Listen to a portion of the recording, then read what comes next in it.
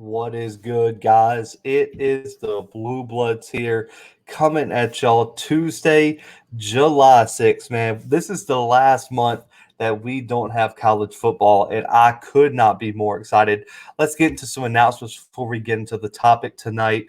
Man, if you haven't, make sure to go check out our recent interviews that we have put up on the page, man. We have the best interviews. Jonathan Timmons, Spencer Perry, Akil Glass, all on the show from Alabama A&M.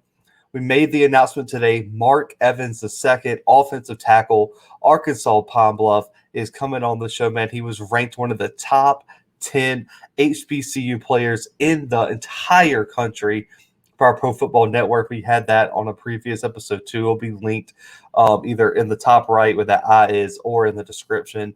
And he will be coming on the show. And that does not limit our guests. We have like 3 or 4 other people that we are just waiting to announce that are just as big of names. But we're so excited to have Mark coming on the show, man. This kid is a 3-time SWAC first-team All-American player. So I can't wait to have him on. And as always, guys, shout out to y'all for getting us to 400 subscribers, man. I cannot believe we got there. I think we're like 415 now, man. So I appreciate y'all so much. Keep subscribing. Go ahead and like this video, and let's kick it off with the commitment that we're talking about today. Back-to-back recruiting days. 5-star offensive lineman Kelvin Banks commits to Oregon, continuing the long line of success on, in terms of offensive lineman recruiting from Mario Cristobal and that Oregon staff.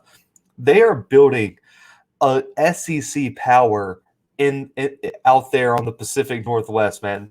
They are doing big things over there in Eugene, and I couldn't be more impressed. I mean, when you look at Kelvin Banks, 6'5", 300 pounds, my guys. I mean, this kid is a whole unit at it, even with a senior year left of high school. He's from Humble, Texas. He was once an Oklahoma State commit, decommitted, ended up taking his talents to Eugene. He's a 5-star, the number 15 player in the 247 composite, the second-ranked offensive tackle, and the 5th highest-rated player in the state of Texas. And man, I'm so impressed with Mario Cristobal, guys. I mean, this kid, he's been compared to Austin Jackson coming out of USC, a late first, early second round pick, according to Gabe Brooks. His wingspan is 6'10". What a ridiculous thing. He is back-to-back as a sophomore and junior, a first-team Texas District 6A selection at the offensive tackle spot. This kid's a monster. I mean, he officially visited Oregon, Oklahoma State, Texas, and Texas A&M, eventually settling on the Ducks. And the reason that this is impressive for me is I want to pull up right here the 2022 class for Oregon. It's 9 in the nation, number 1 in the Pac-12, and it already has 14 commits, but I just want to kind of go through where these kids are coming from. So we got Banks from Texas, TJ Dudley from Montgomery, Alabama, Trajan Williams from Portland, Oregon. That's an in-state kid. Katy, Texas for Nicholas Anderson at wide receiver. Tanner Bailey out of Gordo, Alabama, which is Alabama's backyard. And this was a kid that Alabama and Auburn were both after. We got Grayson Halton out of San Diego, California. We have another kid from Texas, another kid from Duncanville, Texas. We got Percy Lewis out of Mississippi Gulf Coast Community College, a kid out of Oklahoma, another kid out of Texas, a kid out of Nevada, and then another California commit. He is doing it. Mario Cristobal is who I'm speaking about. He's doing it nationwide, and that's one thing that I've been very critical, and a lot of other experts have been critical about USC and some of these other Pac-12 schools is they can't do it nationally. Not only are they losing those backyard kids, they aren't going out and recruiting the best of the best. Now, USC did land that 5-star out of Georgia. That was really one of their first big wins on the recruiting trail in a long time. Oregon's been doing this, man. When I look at these last 2 classes, Mario Cristobal is putting together a powerhouse. But his ties in SEC country from his time at Alabama is paying off in a big way. We saw those commits right out of Auburn and Alabama's backyard, right out of Texas's backyard, Texas A&M's backyard, LSU stomping ground. He is doing it nationally and convincing these kids to move across the country and come play for him. And I think you're seeing it even pay off in the draft when you saw multiple Oregon Ducks get selected in this past year's NFL draft. This is why Oregon will dominate the Pac-12 in the coming years. So I think they've won two or three in a row Pac-12 championships. They're going to keep it going, I think, for the foreseeable future. USC can maybe touch them. Arizona State was on the come up. Well, we know what happened with them. That might as well just burn that program to the ground and rebuild it. Washington's always a tough one to watch, but until Jimmy Lake proves he can do it, then we're going to have to hold off on them. And they did make it this year. I get it. Jimmy Lake made it. Oregon took their place. Oregon still went and won the title over USC, who was a favorite because Akita Slovis and that team was rolling. Oregon's doing it. Mario Cristobal is giving you the blueprint on how to win in the Pac-12, guys. And I know the Oregon fans tune in and are like, yeah. If you are any other team's fans in the Pac-12, you have to hope your coach can recruit like this. Because if he can't, you will not make the college football playoff. And if you luck out and do, you will not win. And this is why it brings me to the question of the day here on the Blue Bloods 2-minute drill. Is Oregon a real college football playoff contender for the next 5 seasons? Now, man, I mean, I'm just going to ask y'all. I want y'all to think about it, and I'm going to present the evidence. So let's go back to 2021. Now, I say the next 5 seasons because it's really hard to project past these next 5 seasons. Last year, the number 6 class in the country, rated first in the Pac-12 and had over a 92 rating on 247. Now let's look at some of these recruits. You had an offensive tackle, top 35, borderline 5-star kid, 6'5", 280 out of Utah come in. And Kingsley, I don't know how to pronounce his last name. I'm going to be honest with y'all. We're just going to call him Kingsley. We'll ride with that. Kingsley out of Utah. He was their highest rated recruit, borderline 5-star. He's going to be combined now with Kelvin Banks and give them already one of the best tackle duos after just losing Penei Sewell to the draft, which is crazy. And then you got the quarterback of the future in Ty Thompson, who we've already covered on this podcast once, highest rated Oregon QB recruit since Marcus Mariota. And I think this kid is going to be a stud. I mean, 6'4", 215, got a cannon arm through, I believe, for over 10,000 yards. In Gilbert, Arizona as a high schooler. And then at the wide receiver spot, Troy Franklin and Dante Thornton. Franklin out of California, Thornton out of Maryland. Both of these guys were top 50 recruits. Both of these guys are big. Franklin at 6'2", Dante at 6'4". The 2 huge targets for Thompson while he's already being protected by 2 of the best offensive tackles in the past 2 classes. And then you also got Brand Walden out of Arizona, who was a top 100, 6'4", 270 offensive tackle in this class as well. And let's be honest here. You look at what they've done on the defensive side of the ball, too, with Avante Dickerson last year. What was their 2020 class? I mean, yes, it was, I believe, 11th, as I just looked right now.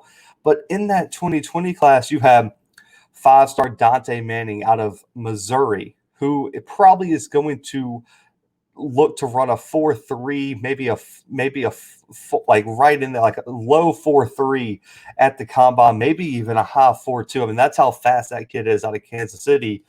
Then you had Noah Sewell and Justin Flo, 2 5-star linebackers to add behind Kayvon Thibodeau that right now is on that defensive line. So they're building up they built up that defense, and then even out of this class you had Chris Hudson, who was a very highly rated kid out of Bellflower, California, 5'10", 175 to be your speedster.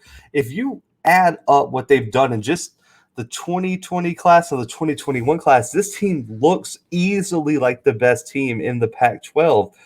Now this class is the one that's really going to kind of put you over the top. Can you win a national title? Well, Kelvin Banks is going to be an immediate contributor. TJ Dudley, a linebacker out of Montgomery, is going to be a perfect third edition rotational piece behind Flo and Sewell. Then you got Trajan Williams out of Jefferson High in Portland, who's 6', 195, and can step into that safety role and kind of step into where Javon Holland kind of left a hole there. And then you got Nicholas Anderson out of Katy, Texas, 6'3.5" at wide receiver to add on to what you already had at wide receiver. And let me just say this. I think I have to link the episode in the description. Oregon has one of the most underrated wide receiving cores going into this season, and they're just adding more and more depth. And I think this is a unit. And I think as we get into this year and next year is going to be probably a top 5 wide receiving core in the country. Then you have Tanner Bailey to add a little bit of depth as Todd Thompson kind of, gets through his eligibility. And Grayson Halton out of San Diego. What a defensive tackle right there. Then you got Landon Hullaby out of Arlington, Texas, who's also going to be at that safety spot to combine with Williams out of Oregon. The one thing I think Mario Cristobal has done the best is recruit across the board. You look at some teams and it's like, oh, yeah, they're stacked at D-line, but where's the question marks at cornerback? Or they're stacked at O-line, but they don't have any wide receivers. When you look at this roster right now, sadly, right now, going into this year, Anthony Brown's the biggest question mark at quarterback. And if he doesn't perform well, they're just going to throw Todd Thompson in there. And he's going to ball out, I think, because I'm very, very high on him. But going into next year, I'm just going to ask y'all, what's the biggest weakness for Oregon next year? Probably replacing Kayvon Thibodeau because he's probably off to the draft at defensive end. But they've recruited pretty well in terms of defensive line last year. They have the number 1 defensive line in the Pac-12 and the number 2 secondary in the Pac-12 coming into this year. I mean, what else do you want from them?